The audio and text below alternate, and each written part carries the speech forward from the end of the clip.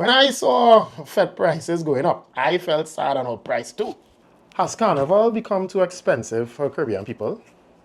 Well, I'm Ken Sambury, your Carnival Renaissance man, bringing you Carnival clarity, for the Caribbean. Now, I saw Kalila from Money Media ask this and quote some statistics. So, of course, I'm here to analyze these and share some information that not everyone might know. First, let me frame everything with explaining that Trinidad Carnival is the Mecca.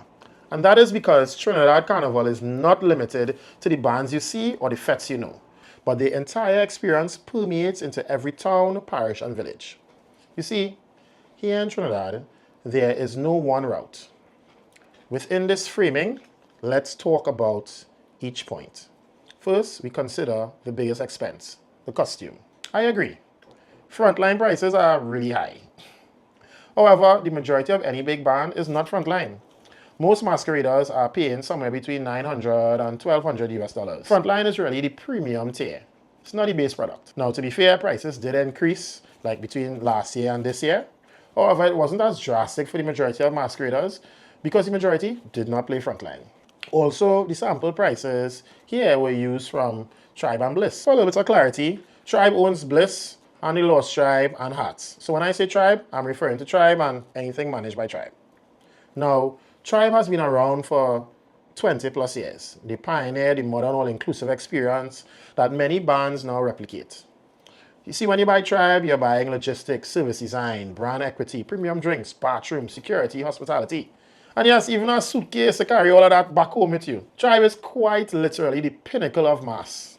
We must also understand that Trinidad and Tobago Carnival is very decentralized.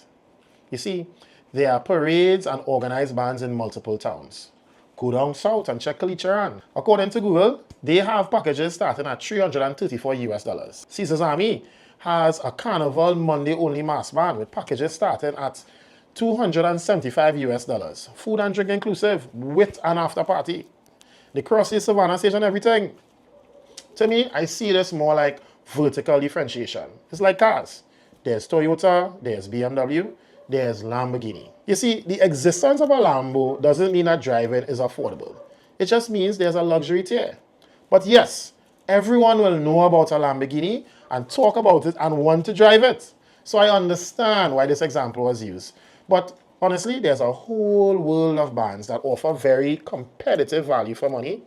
There's Ronnie and Caro, Paparazzi, K2K, and I can't list everything because I can't talk whole day. So we talk about Carnival Monday and Tuesday, but that isn't the entire experience. The season of fetes really sets the tone for masqueraders. Premium all-inclusive events like Tribe Ignite. When we talk about premium all-inclusives, you have to remember that these are the most expensive type of fete. And the two fetes quoted are two of the most expensive of this type. You see, in Trinidad, you could get real luxury here. You could go to Hyatt's Lime and spend $500 US plus for a ticket. Or spend no money and see our best act, Marshall Montano, and his full show for free at Flavor Village. Marshall, I want to get a ticket to come in. But it's free! Free concert live from Flavor Village, Queen's Park, Savannah. Marshall Montano, free! You see, you could have a full carnival experience by looking to really see what Carnival is about here.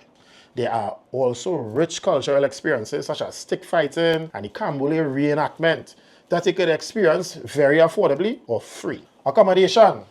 Well, boy, one of my friends, she looking to come next year. She told me, Ken, all of the hotels book out for 2027. What to do? I said, well, girl, check Airbnb because this year, the week before Carnival, I saw a few places still available, reasonably priced too. While Carnival has become much more commercialized and many events cater almost exclusively to an international audience, leaving the regular Caribbean person to wonder if we could really afford. Beneath the surface, there is an ecosystem of bands, fetes, and carnival experiences that could match any budget. Personally, I didn't start inside a big band like Tribe. I used to go to town, with my two friends, my camera, bottle in a bag, small change for ice and chaser. The music was free. Gain and wine was free. The spectacle was free to watch and free to be part of. And that is still the case. Now, yes.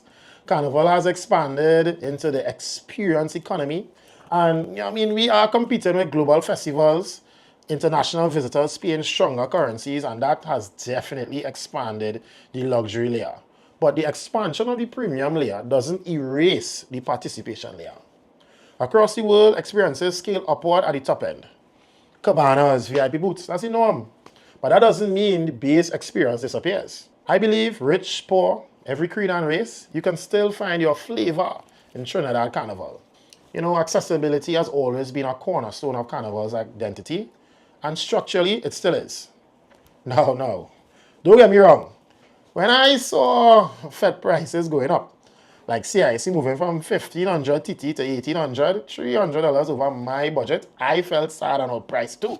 So I do empathize. But then I went to John Cupid Carnival Village and I got real performances from a live band, full band too, quality food vendors, and a taste of Carnival history. I left wondering, hey, well, where I put in my donation and how much money I owe? Because to go John Cupid was free. I just went last year on Saturday and across the stage about 10 times to every road march contender performing live. And I felt like it was worth way more than the ticket price. So to me, the real question is not, is Carnival too expensive? The real question is whether we are only looking at the one Lamborghini and pretending we don't have the world of options. Something we may not want to admit. We shun cheap things and flock to the more expensive things. Sometimes, just because it's expensive. I saw people upset when artists like Patrice Roberts and Marshall Montano decided to give us free shows. Yes, Taj, I'm looking at you. In Port of Spain, we're going to have a problem for all the rest of concerts because you decided to do a free concert. I'd say the lack of awareness and appreciation for all the tiers of the Carnival experience is the biggest threat. So hopefully I was able to educate a person or two with this video. Essentially, Carnival belongs to everyone. I really hope you enjoy.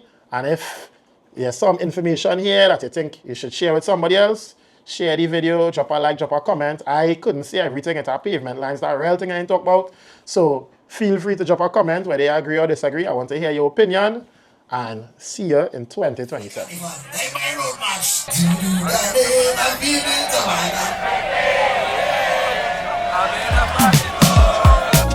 I kid wine on a bumper.